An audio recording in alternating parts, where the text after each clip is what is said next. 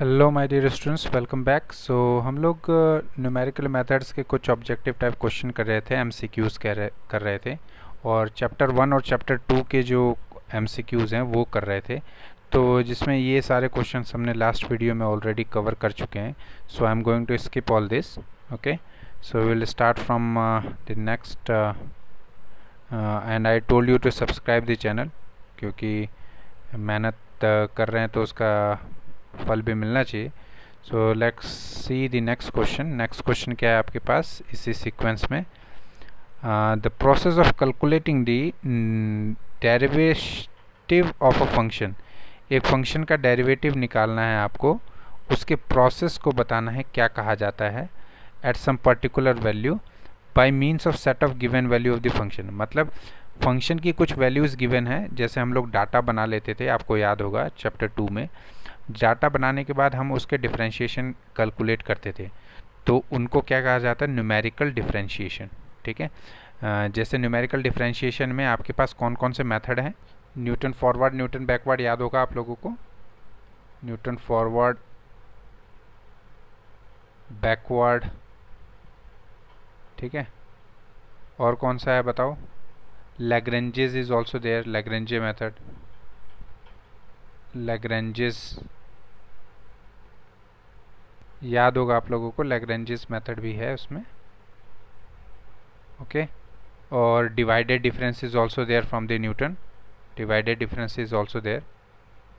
सो ये सब मेथड किस लिए यूज़ हो रहे थे? In order to find the functional value. एक पॉलिनोमियल फंक्शन को हम बनाते थे using the set of given datas.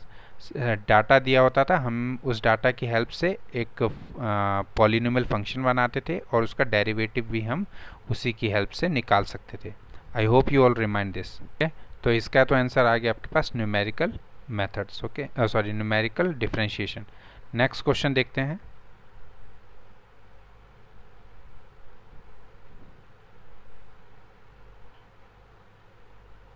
Next question आपके पास है ये Simpson's 1/3 rule. Very important question, very important question. Okay, this is very important. Simpson's 1/3 rule is used only when. कब यूज होता है सिम्पसन्स 1/3 मेथड? अगर ऑर्डिनेट्स जो है वो इवन हो, या n इज मल्टीपल ऑफ 3, या n इज ऑड, या n इज इवन।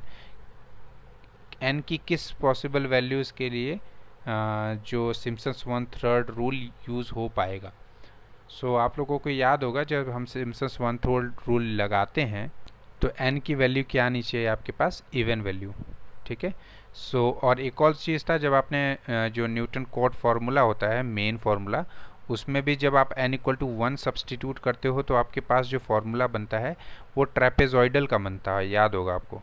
ठीक है, लेकिन n = 2 जब सब्सटीट्यूट करते हो तो आपके पास किसका बनता है? सिम्पसन्स 1/3 रूल बनता है। ठीक है, आई होप यू रिमाइंड दिस। और n = 3 जब सब्सटीट्यूट करते हैं तो हमारे पास क्या आता है? सिम्पसन्स 3/8 का बनता है। ठीक है, 3/8 रूल। फिर उसके बाद Weddle's rule and all are there. ठीक है, वो बाकी सब हैं मेथड। सिम्पसन्स 1/3 के लिए n इवन होना चाहिए, सो n should be even. Okay, so option D is correct here. Let's see next question. While evaluating the definite integral को निकालते समय by trapezoidal rule, trapezoidal rule से जब निकालते हैं, then accuracy can be increased. accuracy हमारी कैसे increase हो सकती है? large number of sub intervals लेके, by considering large number of sub intervals, या even number of sub intervals, या h = 4 step size, या फिर h has a multiple of 3। तो इसका आंसर क्या होगा? This can not be the answer, this can not be the answer. Large number of, अगर मैं सब इंटरवल्स बढ़ा दूं, इफ़ h की value the value of h क्या जो होता है ना, b-a/n, if I increase this n की वैल्यू अगर इंक्रीज कर दूं तो हमारे पास h की वैल्यू डिक्रीज हो जाएगी। तो h की वैल्यू जैसे डिक्रीज होगी तो सब intervals will increase, the number of सब इंटरवल्स जो होंगे वो ज़्यादा हो जाएंगे। तो जैसे ही नंबर ऑफ सब इंटरवल्स ज़्यादा होंगे, हमारे पास एक्यूरेसी जो है ट्रेपेजोइडल रूल के लिए वो बढ़ जाएगी। तो इसका आंसर क्या होगा? The option A is correct answer. ठीक है, सो नेक्स्ट क्वेश्चन देखते हैं, which method is direct method. Direct, इसमें से डायरेक्ट मेथड कौन सा है? गॉस सिडल डायरेक्ट है क्या? गॉस जैकोबी डायरेक्ट है क्या? नहीं, क्योंकि गॉस सिडल और Gauss Jacobi both methods are numerical methods for computing system of linear equations. System of linear equation को सॉल्व करने के लिए ही हम गॉस सिडल और गॉस जैकोबी मेथड यूज़ करते हैं न्यूमेरिकली, अगर मुझे रिजल्ट चाहिए तो। लेकिन जो हमारा ये गॉस जॉर्डन मेथड है वो डायरेक्ट मेथड है, ठीक है। इससे हमारे पास डायरेक्ट रिजल्ट आता है। We do not compute any the approximation. Okay, so इसमें ऑप्शन डी सही हो जाएगा। So next question is also based on this Gauss Jordan method. What it is saying that in solving simultaneous equation को हम system of equation को solve करते हैं एक साथ, तो 3 या 4 वेरिएबल्स, नंबर ऑफ वेरिएबल्स हो सकते हैं। बाई गॉस जॉर्डन मेथड करते हैं तो the coefficient matrix is reduce to. Coefficient matrix को हम किस तरीके से रिड्यूस करते हैं? जैसे हम ए ऑगमेंटेड मैट्रिक्स आई लिखते हैं, तो हम जब इसको रिड्यूस करते हैं तो ये जो ए को है कोफिशिएंट मैट्रिक्स को हम क्या बना देते हैं? We use to make it I and this becomes a inverse, ठीक है। तो हम क्या बना देते हैं उसको? Identity matrix. सो यहाँ पे हमारे पास आइडेंटिटी मतलब यूनिट मैट्रिक्स बना देते हैं, ठीक है। सो आपके पास option A will be correct here. I hope आप लोगों को याद होगा, जैसे A X equal to B होता है तो हम ए इनवर्स निकलने के बाद x equal to A inverse B लिख देते हैं और हमारे पास डायरेक्ट रिजल्ट आ जाता है x का।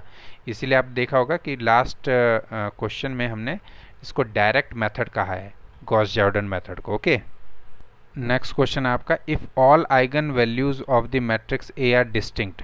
अगर सारे आइगन वैल्यूज जो हैं वो, this question is I think from eigen value chapter, and eigen value I don't think in your course, so इसको स्किप करते हैं। हालांकि इसके आंसर जो होगा वो क्या आना चाहिए? Linearly independent. अगर डिस्टिंक्ट है तो सारे आइगन वेक्टर भी लीनियरली इंडिपेंडेंट होंगे। सो ये आपके कोर्स में नहीं है, इसको स्किप कर देते हैं इस क्वेश्चन को। Yes, this one is one more question, interpolation पे रिलेटेड है ये। इंटरपोलेशन फार्मूला जो भी बनता है are based on fundamental assumptions that the data can be express इन।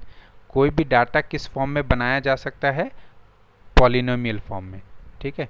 उसकी जैसे कोई भी आपने इंटरपोलेशन वाले क्वेश्चंस देखे होंगे, कोई भी मेथड आपने इंटरपोलेशन का मेथड बनाया होगा, तो उसमें आपने देखा होगा कि हर जो फंक्शन है उसको मैं पॉलिनोमियल फंक्शन की फॉर्म में चेंज करता था, ठीक है। सो दैट्स वाई ये जो भी इंटरपोलेशन से हमारे पास फॉर्मूला बनता है वो हमें एज्यूम कराता है कि हम मान के चलते हैं कि वो पॉलिनोमियल फंक्शन बनेगा, ठीक है ना। नहीं याद है तो आप ऐसे देख सकते हो, जैसे x equal to X Y दो फंक्शन दिया हुआ था, 0 1 एंड 1 हो गया, या फिर you can see x equal to 1 पे मान लो 3 वैल्यू है, x इक्वल टू 2 पे 4 वैल्यू है। इस तरीके से आप कुछ वैल्यूज़ दी होंगी और उसके हेल्प से आप या कोई भी मेथड अप्लाई कर सकते हो, न्यूटन फॉरवर्ड बैकवर्ड। तो आप देखोगे ये एक पॉलिनोमियल फंक्शन लास्ट में देता है हमेशा। ऊपर मैंने जितने भी डिस्कस किए लाइक पॉलिनोमियल फंक्शन गिव करेगा। इवन जो इंटरपोलेशन का जो है मतलब ही यही होता है कि आपके पास अगर एक डाटा दिया हुआ है, डाटा से आप एक फंक्शन क्रिएट करो, that is called the process of interpolation. उसी को इंटरपोलेशन फार्मूला कहा जाता है। आई होप आप लोगों को ये चीज़ें समझ आ गई होगी, और अगर और मेरे पास क्वेश्चन अगर इस पे मिलते हैं तो मैं जस्ट उसको तुरंत ही अपलोड करूँगा। और कुछ क्वेश्चंस और देख लेते हैं ज़रा। This one is also nice question, match the correct pair, ठीक है। हमें पेयर मैच कराना है। ये न्यूमेरिकल इंटीग्रेशन स्कीम्स हैं यहाँ पे, और यहाँ पे इसके ऑर्डर दिए हुए हैं, ठीक है। सो आपको कंपेयर करना है ये, जैसे पी सिम्पसन्स 3/8 रूल है, trapezoidal rule and Simpson's 1/3 rule. इनको कंपैरिजन करना है कि इनकी जो ऑर्डर ऑफ फिटिंग होती है पॉलिनोमियल के लिए वो क्या क्या होती है। तो जैसे मैंने ऑलरेडी आप लोगों को बताया था कि जो ट्रेपेजॉइडल रूल है वो कब होता है? जब n इक्वल टू मैं क्या लेता हूँ?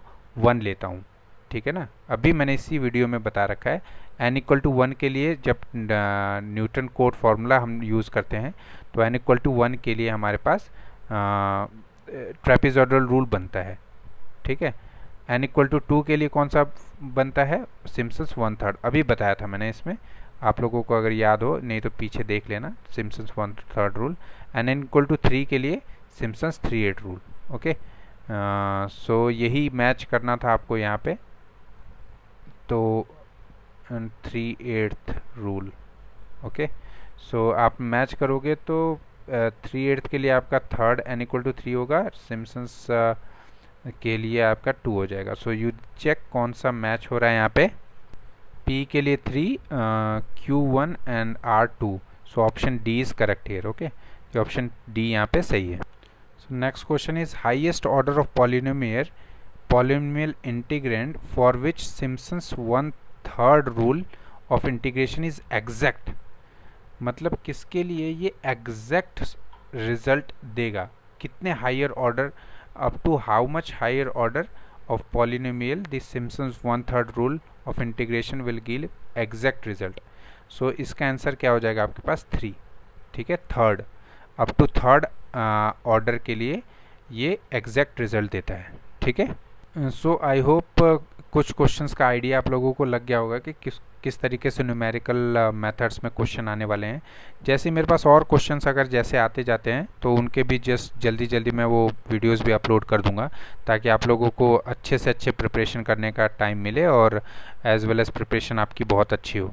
So all the best for your exam. इसके लिए तो मैं आपका ऑल द बेस्ट कह रहा हूँ, लेकिन अब तुरंत ही साथ ही साथ आपके पास जो चैप्टर 3, 4, 5 के क्वेश्चन है स्टैटिस्टिक्स एंड प्रोबेबिलिटी वाले, उसके भी क्वेश्चन अभी MCQs आने वाले हैं, ठीक है।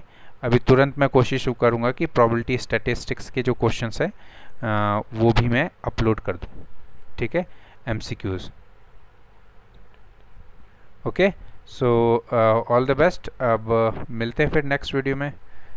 टिल देन अपना ध्यान रखिए, क्योंकि आप लोगों को पता है अभी कोरोना काल चल रहा है, बहुत ही भयंकर मूड में है ये।